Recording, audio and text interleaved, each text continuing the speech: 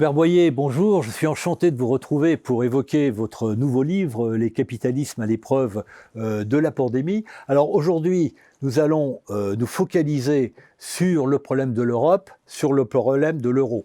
Après la crise de 2008, on a failli assister à une désintégration de l'Europe qui n'est pas survenue, in extremis, on allait dire, une désintégration de l'euro. Cependant, on a le Brexit qui se passe en ce moment sous nos yeux. Mais avec cette pandémie, avec cette crise de la Covid, est-ce que l'Union européenne et l'euro vont pouvoir, cette fois-ci, résister ? L'histoire va décider, et voilà comment je vois le problème. Dès l'entrée dans l'euro, vous avez eu une divergence. Alors une divergence qui se trouve en Italie, où certains pays rentrent avec un système productif qui va souffrir du fait qu'ils sont rentrés avec une monnaie survalorisée. Et vous voyez, mon analyse va beaucoup porter sur l'Italie. Vous avez une quasi-stagnation pendant 20 ans, un dépérissement. Mais l'Italie avait dévalué au début des années 90. D'accord, mais elle rentre dans l'euro avec un taux qui pénalise son industrie. Donc elle va avoir du mal à maintenir. Alors que l'Italie avait une industrie presque plus dynamique que l'industrie française. On voulait voir que oui. C'était pas malade, c'était au contraire une grande capacité de réactivité au marché international. Et ce qui va arriver avec le Covid est la chose suivante. On avait, depuis 2011, divergence des trajectoires. C'est-à-dire, grosso modo, faute de solidarité. C'est en ajustant le niveau de vie en Espagne, en Italie, un peu au Portugal, que se restaure la stabilité de l'euro en termes de coûts de production. Du coup, la grande difficulté du Covid, c'est la suivante. Le Covid donne un coup de massue supplémentaire. Le Nord se trouve mieux Vous avez vu que l'épidémie a été moins intense et mieux soignée. Elle a été dramatique en Italie, elle a été dramatique en Espagne, elle a été dramatique en France. Le Portugal, lui, vous avez vu, est original. Il a développé une stratégie beaucoup plus efficace. Donc il n'y a pas de déterminisme du type de capitalisme au système de santé. Deuxième changement, c'est les services s'arrêtent, le tourisme s'arrête, la restauration, la culture. Ce qui touche beaucoup l'Europe du Sud. Et l'Europe du Sud est touchée à plein. C'est 14 ou 15% du PIB. En Grèce, c'est terrible. En Grèce. Alors que dans le Nord, l'Allemagne peut continuer à exporter ses machines-outils, ses biens médicaux, ses biens d'équipement. Donc, la prospérité relative au Nord, accentuation de la divergence au Nord. Du coup, on a un accroissement des divergences qui est lié aux structures économiques elles-mêmes et à la spécialisation des pays dans le cadre de la zone euro. Et cette spécialisation ne se change pas d'un coup de doigt. Parce que le plan nouvelle génération de l'Europe, oui, mais il vient 10 ans trop tard.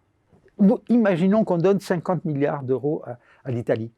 Cela prendra 5 à 10 ans pour constituer un système productif lui permettant de s'insérer. Donc vous voyez, la grande difficulté, c'est que l'Europe et l'Allemagne a perçu l'idée que si je paupérise l'Europe du Sud, l'euro va éclater.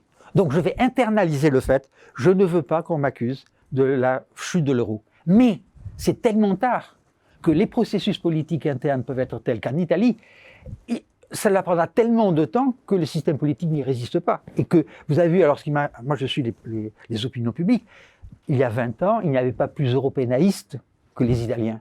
Maintenant, la majorité italienne est contre l'appartenance à l'euro. Vous voyez l'extrême transformation. Un plan d'aide a été décidé, une mobilisation monétaire au niveau de la Banque Centrale Européenne, au niveau de l'Europe, mais comment revenir en arrière sur ces spécialisations qui pénalisent sur certains pays, sur la focalisation et la centralisation de l'industrie autour du monde germanique, on peut dire ces choses-là.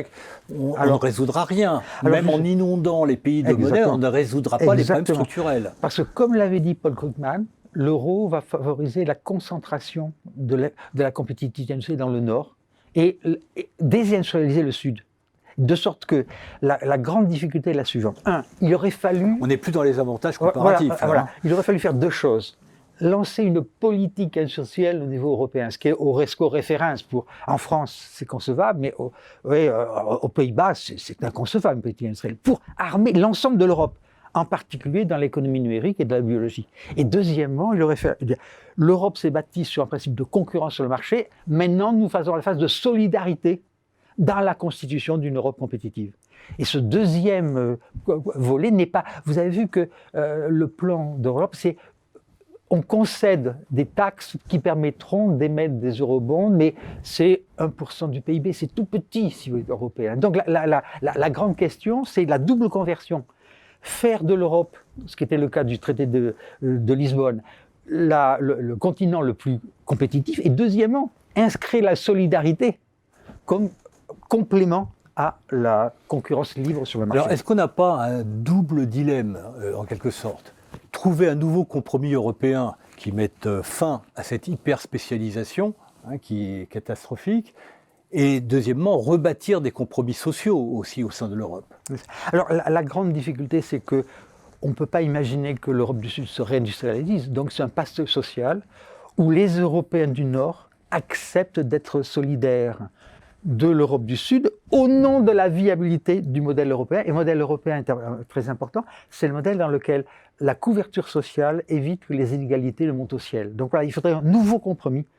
Ça va coûter des transferts permanents vers le Sud, mais ça permet de consolider le modèle européen comme forme de capitalisme qui n'est ni le capitalisme chinois, ni le capitalisme américain. Et ça, vous voyez très bien, je vous dois risquer une image, il nous faut l'équivalent d'un Churchill, d'un De Gaulle. Le grand homme providentiel. Un homme génial qui brutalement... Voilà l'avenir. C'est étonnant dans votre bouche de dire on attend le grand homme. C'est vous dire que sauf miracle, ça m'étonnerait que l'Europe sorte indemne de la crise du Covid. C'est exprès employer le mot miracle, parce que alors je ne crois pas au miracle. Robert Boyer, cherchons le grand homme. Je rappelle le titre de votre livre, Le capitalisme à l'épreuve de la pandémie, et nous allons continuer de l'explorer dans d'autres émissions. Merci Robert Boyer. Ce sera un plaisir.